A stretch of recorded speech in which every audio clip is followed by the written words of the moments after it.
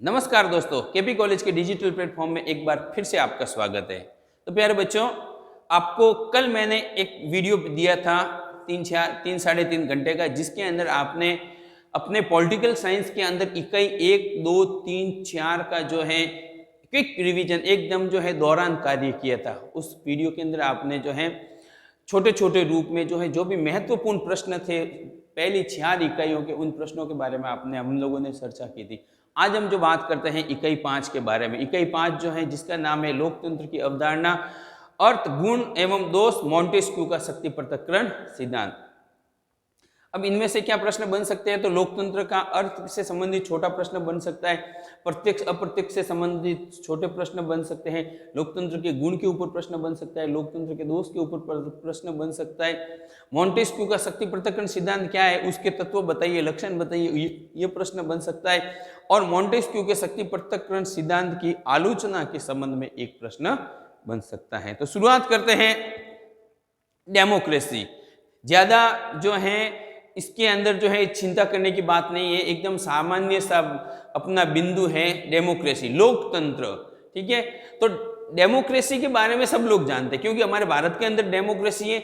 हमारे जो रोजमर्रा की जो जिंदगी है, रोजमर्रा के अंदर हमारे जो चीजें हमारे दैनिक जीवन में हमारे साथ में होती हैं, वो सारी की सारी जो है लोकतंत्र से संबंधित बातें हमारे साथ में होती है। हम बात करते हैं डेमोक्रेसी। डेमोक्रेसी का क्या अर्थ होता है, डेमोक्रेसी का क्या मतलब होता है? वैसे तो डेमोक्रेसी के ऊपर मैं आपको जो है 25 घंटे तक पढ़ा सकता हूं, इतनी बड़ी बुक जो है अपन लिख ले सकते हैं, मगर हमारे परीक्षा की दृष्टि से कितना इंपॉर्टेंट है, हमें क्या पढ़ना है, वो बातें ही हम मुख्य बातें करेंगे। तो डेमोक्रेसी शब्द जो एक अंग्रेजी शब्द है, लोकतंत्र शब्द जो है एक अंग्रेजी भाषा का अपना शब्द है डेमोक्रेसी। डेमोक्रेसी का क्या है? हिंदी रूपांतरण है। डेमोक्रेसी का क्या है? हिंदी रूपांतरण है। डेमोक्रेसी का क्या है? हिंदी रूपांतरण है। डेमोक्रेसी शब्द जो है वो ग्रीक या लैटिन भाषा के 2 शब्दों से मिलकर के बना है।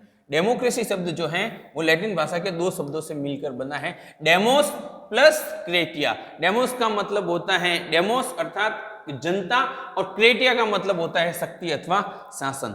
डेमोक्रेसी लोकतंत्र शब्द अंग्रेजी भाषा के डेमोक्रेसी का हिंदी पर्याय है। डेमोक्रेसी शब्द लैटिन भाषा के 2 शब्द डेमोस प्लस क्रेटिया से मिलकर के बना है। लैटिन भाषा का जो डेमोस शब्द है उसका मतलब होता है जनता, और क्रेटिया का जो मतलब होता है वो होता है शासन या शक्ति।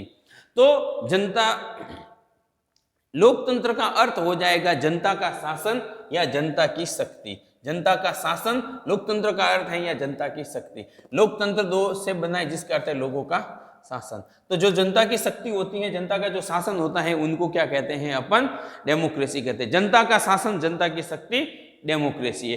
अब अपन बात करते हैं डेमोक्रेसी की कुछ मुख्य परिभाषाओं के बारे में। डेमोक्रेसी की परिभाषा की बात आती है, एक जो परिभाषा जो छोटे बच्चे से लगाकर अनपढ़ व्यक्ति भी जानता है, जो कि बहुत ही राजनीति विज्ञान के अंदर महत्वपूर्ण परिभाषा है, अब्राहम लिंकन साहब की परिभाषा। अब्राहम लिंकन साहब ने जो है लोकतंत्र की जो परिभाषा दी थी, पूरी विश्व के अंदर बहुत ही प्रसिद्ध है और महत्वपूर्ण है। साथ ही साथ वो जो है लोकप्रिय परिभाषा है, जिसका नाम है जनता के लिए, जनता द्वारा जनता का जो शासन होता है वो क्या होता है? लोकतंत्र होता है। हम कहते हैं जनता द्वारा जनता के लिए, जनता द्वारा जनता के लिए किया गया शासन क्या है? लोकतंत्र है। तो अब्राहम लिंकन की परिभाषा है डायसी साहब ने परिभाषित करते हुए लोकतंत्र के बारे में कहा था, लोकतंत्र को सरकार का ऐसा रूप बताया है जिसमें कि जनता का एक बड़ा भाग शासन करता है। डायसी ने कहा है कि लोकतंत्र के अंदर जनता का एक बहुत बड़ा भाग जो होता है वो क्या करता है? शासन करता है। लॉवेल ने लोकतंत्र की परिभाषा करते हुए कहा था, लोकतंत्र शासन के क्षेत्र में केवल एक प्रयोग है। लोकतंत्र क्या है? लोकतंत्र शासन के क्षेत्र में केवल एक प्रयोग है। इसके अलावा शीले ने जो है लोकतंत्र की परिभाषा करते हुए कहा था, शीले ने कहा था लोकतंत्र वह शासन है जिसमें प्रत्येक व्यक्ति का एक भाग होता है, प्रत्येक व्यक्ति का एक भाग होता है, प्रत्येक व्यक्ति का शासन होता है।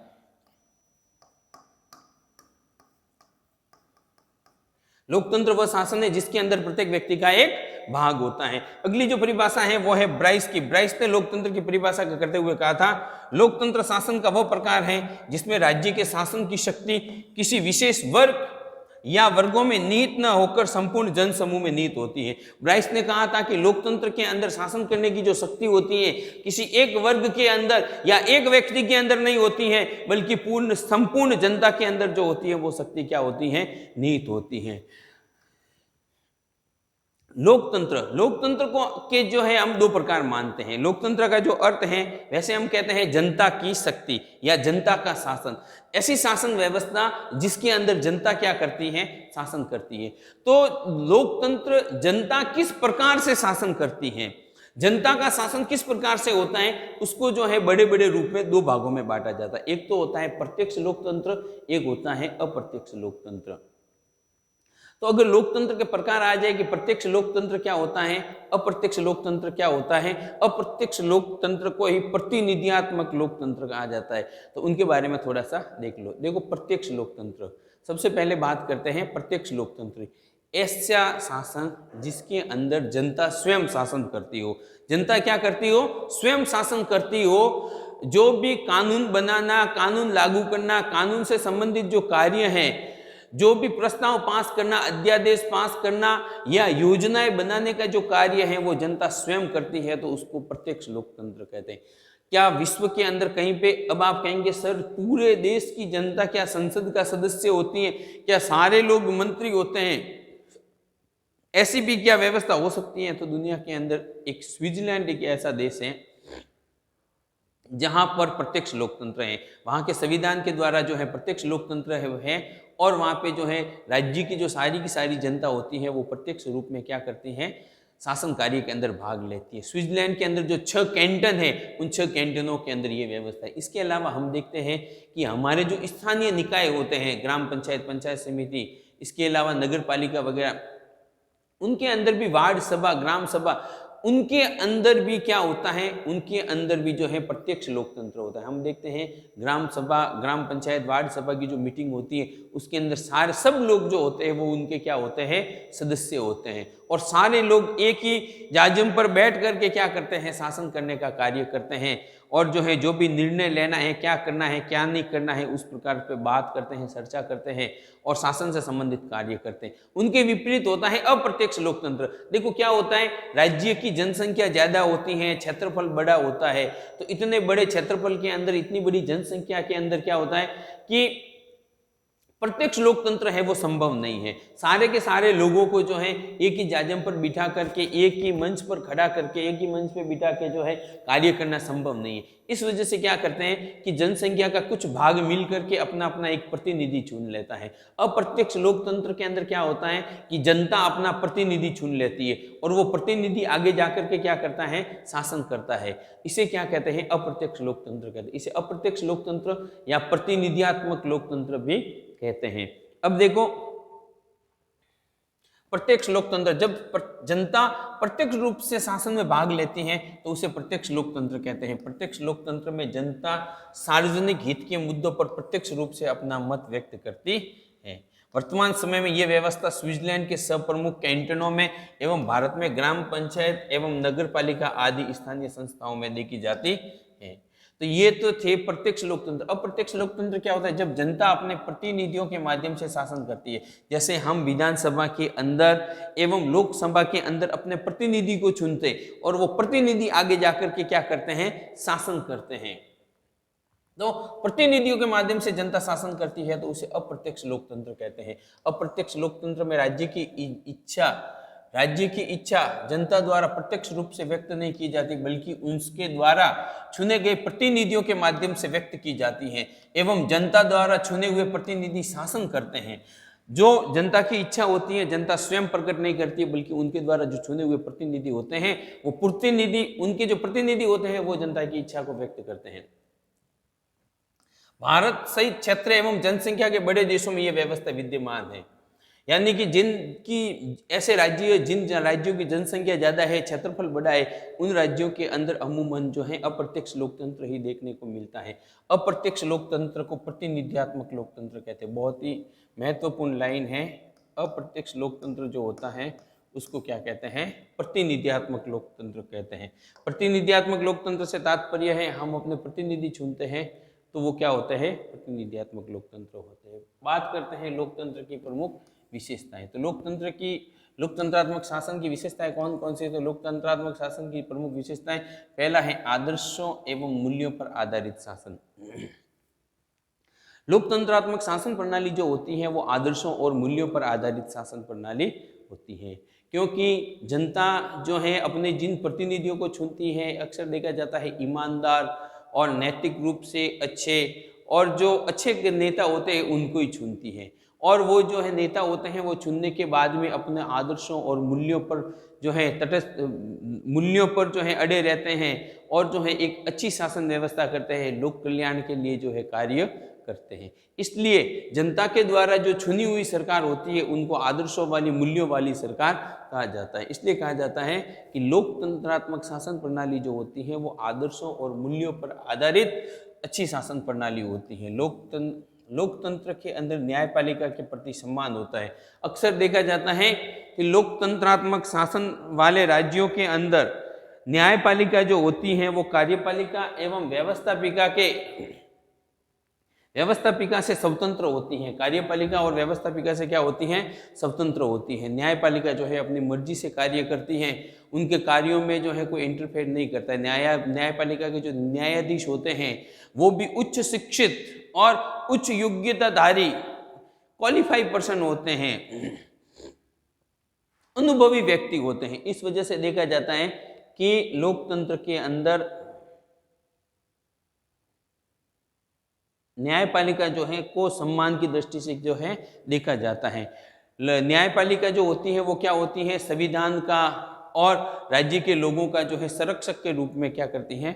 कार्य करती हैं। अगली जो विशेषता है वो है संविधान की सर्वोच्चता एवं सम्मान। कार्यपालिका, न्यायपालिका, व्यवस्थापिका जो भी उस राज्य के अंदर जो उसकी अंग है वो जो कार्य करेंगे वो संविधान के अनुसार कार्य करेंगे। उस देश के संविधान के अंदर, कानून के अंदर जो जो लिखी हुई बातें हैं उनके अनुसार ही वो क्या करते हैं? कार्य करते हैं। अर्थात लोकतंत्र के अंदर संविधान की सर्वोच्चता पर बल दिया जाता है। प्रशासन का प्रजातांत्रिकरण। डेमोक्रेसी के अंदर क्या होता है कि प्रजातंत्रीय जो शासन व्यवस्था वाले देशों की जो प्रशासनिक व्यवस्था का जो मूल ढांचा होता है ना, वो पूर्णतया क्या होता है? प्रजातांत्रिक होता है। यानी कि पूरी की पूरी जो है अंदरूनी रूप से भी उनके अंदर जो है डेमोक्रेसी, लोकतंत्र या प्रजातंत्र देखने को मिलता है।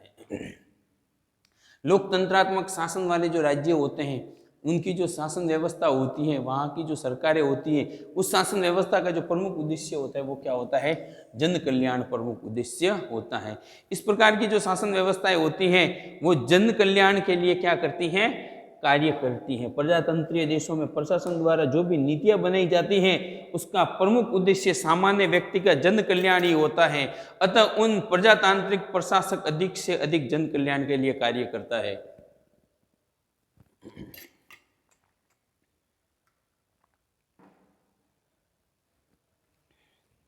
तो हम देखते हैं कि जन कल्याण के उद्देश्य से जो व्यवस्था होती है वो क्या करती हैं? कार्य करती है। जन इच्छा का सम्मान। डेमोक्रेसी के अंदर क्या होता है? जो लोगों की इच्छा होती है, जन इच्छा का सम्मान किया जाता है।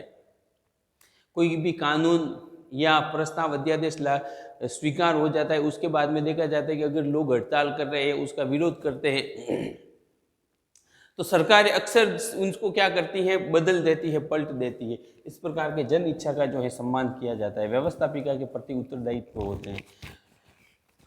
जो हमारे देश की जो व्यवस्थापिका का नाम है संसद, उसी प्रकार से हर राज्य के अंदर, जिन राज्यों के अंदर लोकतंत्र होता है, लोकतंत्रात्मक शासन प्रणाली जो होती है वो व्यवस्थापिका के प्रति क्या होती है? उत्तरदायित्व होती है। उस देश की जो भी विधायिका है, ठीक है, विधायिका के प्रति जो है उत्तरदायित्व होती है। विधायिका जो है कार्य करती है, जन कल्याण के आधार पर क्या करती है? कार्य करती है। उत्तरदायित्व का निर्धारण। डेमोक्रेसी के अंदर जो शासन प्रणाली होती है, जो सरकारें होती हैं, वो अपने कार्यों के लिए उत्तरदायी होती हैं। जिम्मेदारियों के लिए क्या होती हैं? उत्तरदायी होती हैं। जो भी समस्या वगैरह जनता के लिए आ जाए तो उस समय जो है वो सरकारें उसका अच्छे रूप से जो है भली प्रकार से उत्तरदायित्व निभाने का कार्य करती है। कानून की सीमा में आचरण। लोकतंत्रात्मक शासन प्रणाली के अंदर जो भी शासक होते हैं, जो भी सरकारें होती हैं एवं जो जनता होती है, वो अपनी कानून की परिधि के अंदर रहते हुए, कानून की सीमा में रहते हुए क्या करते हैं, आचरण करते हैं, अच्छा व्यवहार जो है क्या करते हैं। अक्सर देखा जाता है कि सरकारें जन कल्याण के लिए कार्य करती हैं और लोग जो होते हैं वो भी जो है अपनी सरकार के प्रति जवाबदेही और जो है राष्ट्रवादी भावना वाले जो लोग होते हैं उसके अंदर सत्ता का विकेंद्रीकरण देखा जाता है कि लोकतंत्रात्मक शासन व्यवस्था के अंदर सत्ता जो होती है वो सत्ता का केंद्रीकरण नहीं होता है, बल्कि जो सत्ता होती है, शासन करने की जो शक्ति होती है वो केंद्र सरकार, राज्य सरकार और स्थानीय जो स्वशासन होता है, स्थानीय जो सरकारें होती हैं उनके अंदर क्या होता है, बांट दिया जाता है। सत्ता का जो क्या किया जाता है, विकेंद्रीकरण किया जाता है। एक तो होता है सत्ता का केंद्रीकरण, सत्ता शासन करने की जो शक्ति होती है वो एक ही जगह या केंद्र सरकार के पास होती है और केंद्र से लेकर के राज्यों और स्थानीय सरकारों को शक्तियां देना, शक्तियों का हस्तांतरण, बांटना, ये सत्ता का विकेंद्रीकरण कहलाता है। तो इसके अंदर क्या होता है, लोकतंत्र के अंदर सत्ता के विकेंद्रीकरण होता है। प्रशासन में जन सहभागिता बढ़ती है, प्रशासन के अंदर क्या होती है, जन सहभागिता बढ़ती है। प्रशासन के अंदर जो लोगों की भागीदारी बढ़ती है, कैसे बढ़ती है, नंबर एक तो जनता खुद अपने नेता का चुनाव करेगी तो भागीदारी बढ़ गई। दूसरे, अगर वो जो है कोई कार्य जो है उनके अनुरूप नहीं है तो वो अपनी अभिव्यक्ति की आज़ादी, स्वतंत्रता की आज़ादी, मौलिक अधिकार, जनहित याचिका, इनके माध्यम से जो है उनका विरोध कर सकती है। इनके अलावा जो स्थानीय स्वशासन के होते हैं, नगर पालिका, ग्राम पंचायत, उनके अंदर भी जो है व्यक्ति स्वयं जाकर के क्या कर सकता है, कानून का है, शक्तियों का क्या है, भागीदार बन सकता है। नियमित काल के उपरांत चुनाव होते हैं। लोकतंत्र की बहुत ही मस्त विशेषता होती है कि चुनाव, यहाँ पे ऐसा नहीं है। पहले क्या होता था, कोई भी राजा अयोग्य होता था, ठीक है, राजतंत्र के अंदर, तो उसके बाद में उसको हटाना, उस राज व्यवस्था को परिवर्तन करने के लिए जो है बड़ा ही दुष्कार्य होता था। या तो किसी अन्य देश के राजा को बुलाओ, युद्ध वगैरह, यानी कि बड़ा काल हो समय, ये बड़ी समस्या होती थी। मगर आधुनिक समय के अंदर आजकल हम देखते हैं कि चुनाव जो है, लोकतंत्र का जो एक प्रमुख लक्षण है चुनाव। अगर कोई शासक या शासन व्यवस्था सही ढंग से कार्य नहीं कर रही है, जनता की इच्छाओं का सम्मान नहीं कर रही है, तो क्या होता है, एक नियमित अंतराल के बाद, जो भी उसका 4 साल 5 वर्ष का कार्यकाल होता है, कार्यकाल के बाद में चुनाव होती है। चुनावों के अंदर जनता क्या करती है, उसको जड़ से उखाड़ करके फेंक देती है। इसके अलावा जो है लोकतंत्र बहुमत का शासन होता है। जिस पार्टी के पास, जिस सरकार के पास जनता का बहुमत होता है, ठीक है ना, सीटों का बहुमत होता है, जनता का बहुमत होता है, निश्चित कोटा होता है, वही क्या करती है, सरकार बना पाती है, वही शासन में रहती है। तो कहने का मतलब अधिकांश लोगों की जो है शासन व्यवस्था होती है वो लोकतंत्र होती है। लोकतंत्र में शक्तियों का विभाजन होता है। लोकतंत्र के अंदर हम देखते हैं कि सरकारों के अंदर जो है कार्यपालिका, न्यायपालिका, व्यवस्थापिका के मध्य भी शक्तियों का बंटवारा होता है। इसके अलावा केंद्र सरकार, राज्य सरकार, स्थानीय सरकार के मध्य, इनके अलावा दबाव समूह, गुट, संगठन, मीडिया, सोशल मीडिया, इन सब के अंदर क्या होती हैं, शक्तियों का बंटवारा इन सब के बीच में होता है। मीडिया व प्रेस व मीडिया स्वतंत्र रहते हैं। लोकतंत्र की बहुत ही ये अच्छी विशेषता है कि प्रेस और मीडिया जो होते हैं वो क्या होते हैं, लोकतंत्र के अंदर स्वतंत्र रहते थे। उस वजह से क्या है कि जनता के जो भी मुद्दे हैं उनको जो है मीडिया और जो प्रेस मीडिया होता है वो आसानी से उठा सकता है। लोकतंत्र के गुण, अब देखिए हमारा प्रश्न है लोकतंत्र के गुण। अभी जो हमने विशेषताएं बताई, लोकतंत्र की जो 15 विशेषताएं बनाई, इनके अंदर जो जो अच्छी अच्छी विशेषताएं हैं वो सारे लोकतंत्र के गुण हैं। इनके अंदर जो खराब विशेषताएं हैं वो सारे लोकतंत्र के दोष हैं। ये भी आप ध्यान रखना। ये ऐसा नहीं है कि मैं जो गुण 6 से 10 बातें बता रहा हूँ वही लोकतंत्र के गुण है। आप डेमोक्रेसी के बारे में जानते हैं, जनता का शासन, जनता अपने नेता को चुनती है, वो आगे जाकर के शासन करता है। हम आप खुद रोजमर्रा की जिंदगी के अंदर इन सब चीजों को देख रहे हैं। इनके अंदर आपको जो जो बातें अच्छी लगती है वो लोकतंत्र के गुण हैं, और जो जो इनके अंदर खराब बातें लगती है, जो जो दोष लगते हैं, जो जो कमियां लगती हैं, वो लोकतंत्र के क्या हो जाएंगे, दोष हो जाएंगे। तो पहला लोकतंत्र का जो गुण है वो है जन कल्याणकारी शासन। लोक कल्याणकारी शासन व्यवस्था जो होती है वो कैसी होती है, कल्याणकारी होती है। जनता अपने प्रतिनिधि का चुनाव करती है और प्रतिनिधि जो होते हैं वो जन कल्याण के लिए कार्य करते हैं। दूसरा जो गुण होता है वो होता है उत्तरदायी शासन। लोकतंत्र के अंदर जो चुनी हुई सरकारें होती हैं वो क्या होती हैं, जनता के प्रति उत्तरदायी होती हैं। जनता के हर सुख दुख के अंदर क्या होती है, भागीदार होती है। तो लोकतंत्रात्मक शासन प्रणाली को एक उत्तरदायी शासन प्रणाली कहा गया है।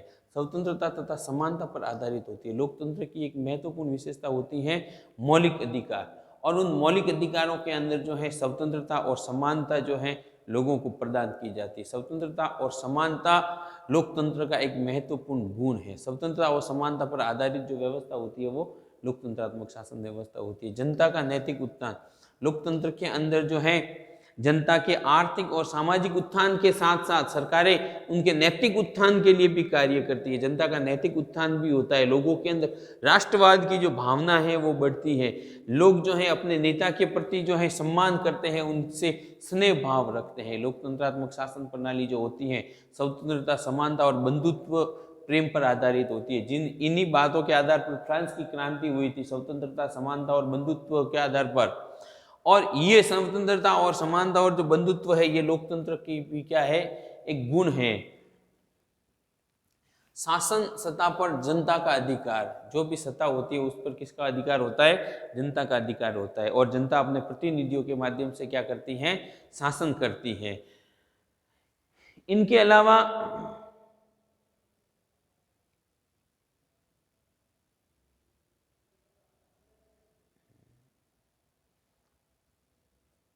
शिक्षा की समुचित व्यवस्था, हाँ, तो शिक्षा की समुचित व्यवस्था लोकतंत्र के अंदर अक्सर देखने को मिलता है कि शिक्षा के लिए ऊपर जो है कार्य किया जाता है। कहते हैं ना कि शिक्षा जो है वो व्यक्ति के जीवन के अंदर अत्यंत आवश्यक है। जब तक राज्य की जो जनता है, अधिकांश जनता शिक्षित नहीं होगी, तब तक उस राज्य का विकास नहीं होता होगा।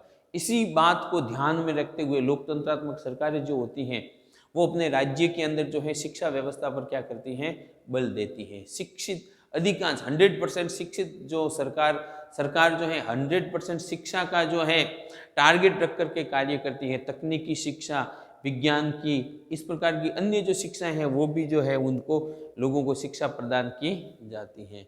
देशभक्ति की भावना का विकास होता है। डेमोक्रेसी के अंदर क्या होता है, देशभक्ति की जो भावना है लोगों के अंदर, उनका क्या होता है, विकास होता है। जे.एस. मिल नाम के एक विद्वान हुए थे, उन्होंने कहा था कि लोकतंत्र लोगों में देशभक्ति को बढ़ाता है। ये अनुभव करते हैं कि सरकार उनके द्वारा उत्पन्न की गई वस्तु और शासन को चलाने वाले कर्मचारी उनके स्वामी ना होकर क्या है, सेवक है। यानी कि लोकतंत्रात्मक सरकार के अंदर जो लोग होते हैं वो क्या होते हैं, उनके सेवक होते हैं, न कि क्या होते हैं, सरकार होते हैं। देशभक्ति की भावना जो है लोगों के अंदर बड़ी होती है। क्रांति से सुरक्षा होती है। डेमोक्रेसी के अंदर ये देखने को मिलता है कि क्रांति से सुरक्षा, क्योंकि सरकारें, जनता खुद अपने नेता का चुनाव कर रही है, और अगर नेता सही कार्य नहीं करेगा तो चुनाव के अंदर उनको वापस पटकनी दे देंगे, उनको जो है कर लेंगे। इस वजह से क्या करेंगे कि सरकारें जो हैं वो क्रांति से जो है उन राज्यों में नहीं होता है, नैतिकता का विकास होता है। क्या होता है कि लोकतंत्र के अंदर जो नैतिकता होती है, नैतिकता का क्या होता है, विकास होता है। ठीक है ना। इनके अलावा लोकतंत्र विचार विनिमय और समझौते की भावना उत्पन्न करता है। लोकतंत्र क्या करता है, विचार विनिमय और समझौते की भावना उत्पन्न करता है। लोकतंत्र विश्व शांति का समर्थक है। लोकतंत्र जो है वो विश्व शांति का क्या है, समर्थन करता है। लोकतंत्र में मताधिकार से मानवीय मस्तिष्क पर सकारात्मक प्रभाव पड़ता है। लोकतंत्र में क्या होता है, मताधिकार जो होता है उनसे जो है मानव के जो मस्तिष्क है उसके ऊपर सकारात्मक प्रभाव पड़ता है। लोकतंत्र विज्ञान का श्रेष्ठ प्रोत्साहक है।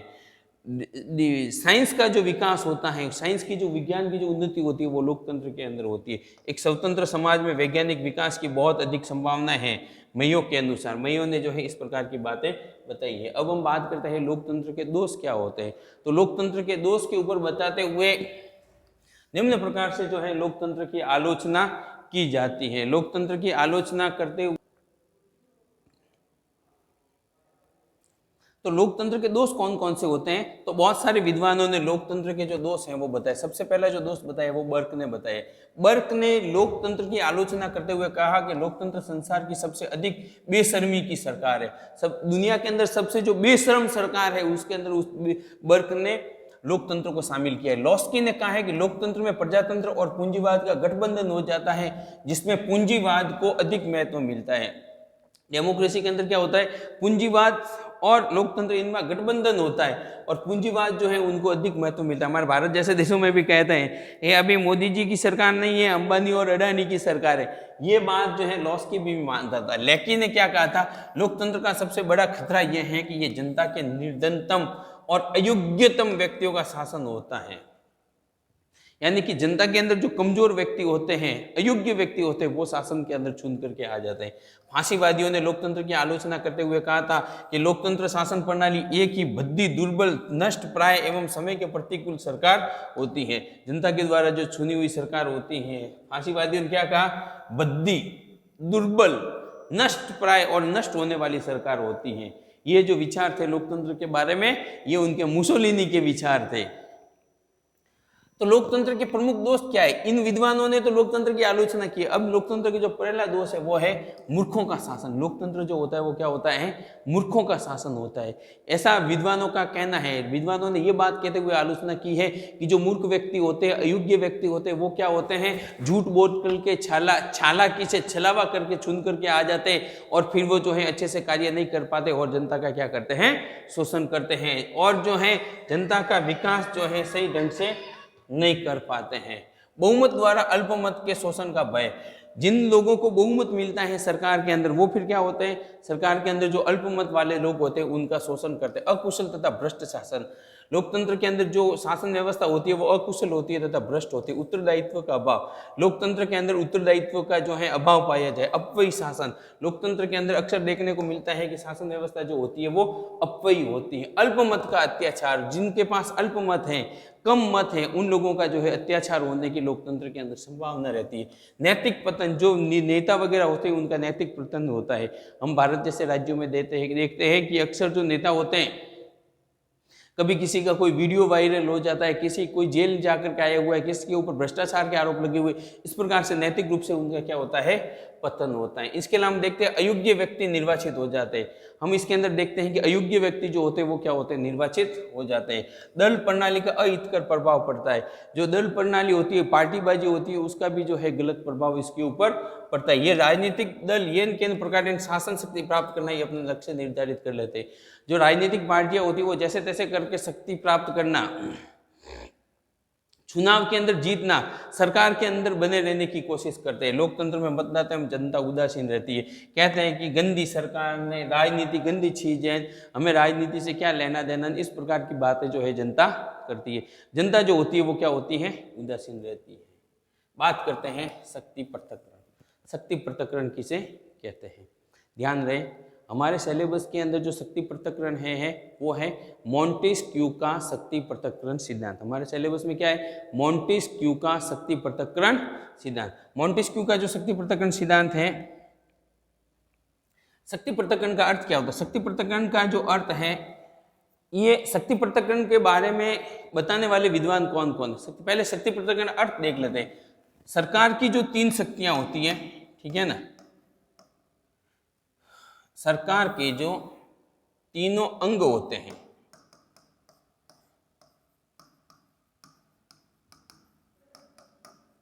व्यवस्थापिका,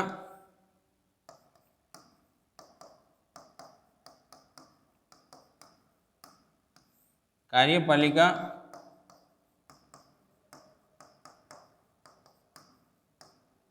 न्यायपालिका, इनके मध्य शक्तियों का बंटवारा रहना शक्ति पृथक्करण कहलाता है। इनके एक तो क्या होता है, शक्तियों का एकीकरण। पहले के, देखो मैं आपको सीधी कहानी सुनाता हूँ।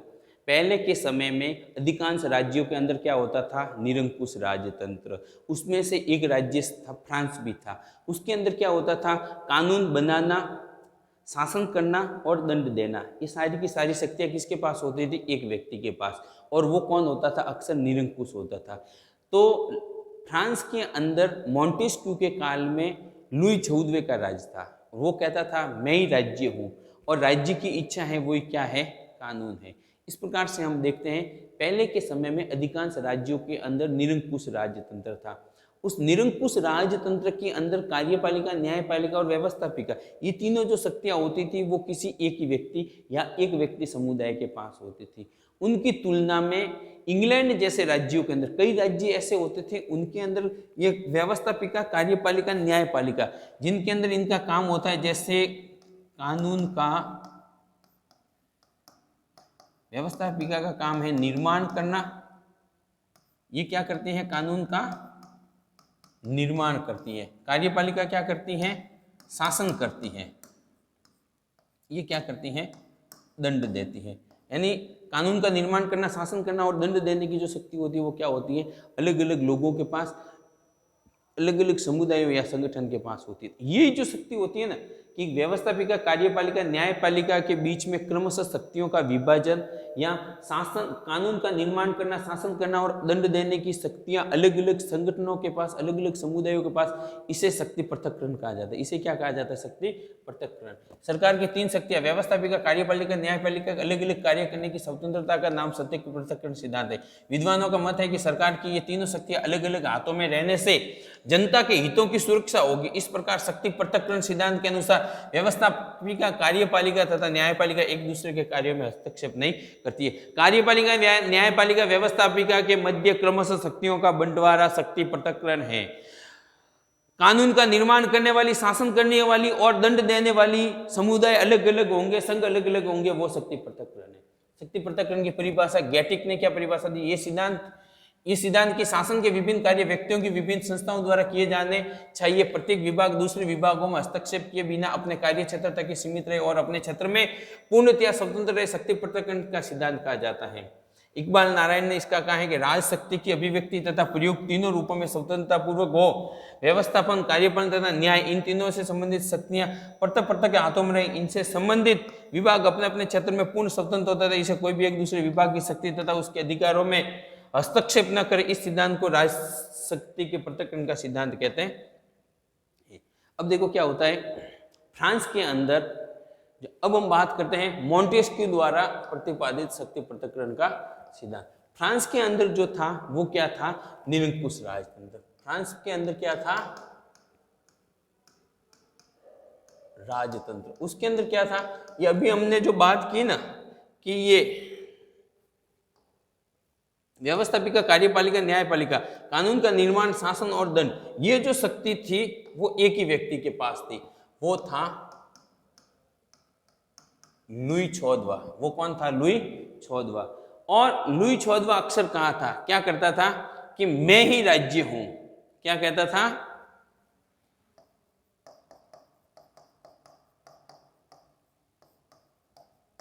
और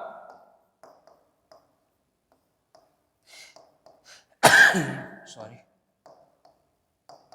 राज्य की इच्छा ही कानून है। राज्य की जो इच्छा है वो क्या कानून? ये कौन कहता था? लुई 14वां।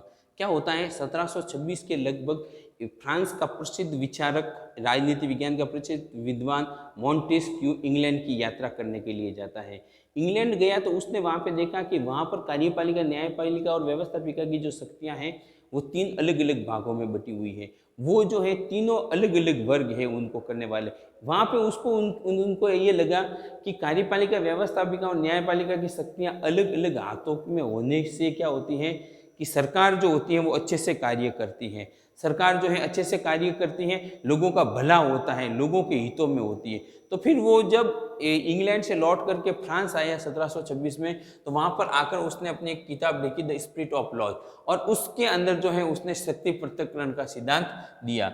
और उन्होंने कहा मोंटेस्क्यू के समय राजाओं को निरंकुश स्वेच्छाचारी राज्य था और व्यक्तियों की स्वतंत्रता सुरक्षित नहीं थी। वह व्यक्तिगत स्वतंत्रता की सुरक्षा के प्रबल समर्थक था। सन 1726 ईस्वी में उसने इंग्लैंड की यात्रा की और वहां प्रचलित स्वतंत्रता की भावना से बहुत प्रभावित हुआ। इंग्लैंड की शासन व्यवस्था के बाहरी ढांचे के अध्ययन से उसने स्वतंत्रता के इस रहस्य का पता लगाया। उसने देखा कि इंग्लैंड में विधायिका, कार्यपालिका और न्यायपालिका कार्य पृथक पृथक विभागों द्वारा संपादित होते हैं, जबकि फ्रांस में ये सभी एक ही निरंकुश सम्राट के अधीन है। शक्तियों के केंद्रीकरण के परिणाम स्वरूप ही फ्रांस में जनता की स्वतंत्रता खतरे में है और व्यक्तियों के पृथक्करण के कारण ही इंग्लैंड में व्यक्तिगत स्वतंत्रता की सुरक्षा हुई है। उसने मोंटेस्क्यू इस निष्कर्ष पर पहुंचा कि व्यक्तिगत स्वतंत्रता और नागरिक अधिकारों की रक्षा के लिए शासन की समस्त शक्तियां एक ही व्यक्ति में केंद्रित न होकर विभिन्न व्यक्तियों या व्यक्ति समूह में विभाजित हो जानी चाहिए। और इसे ही उसने क्या कहा? शक्ति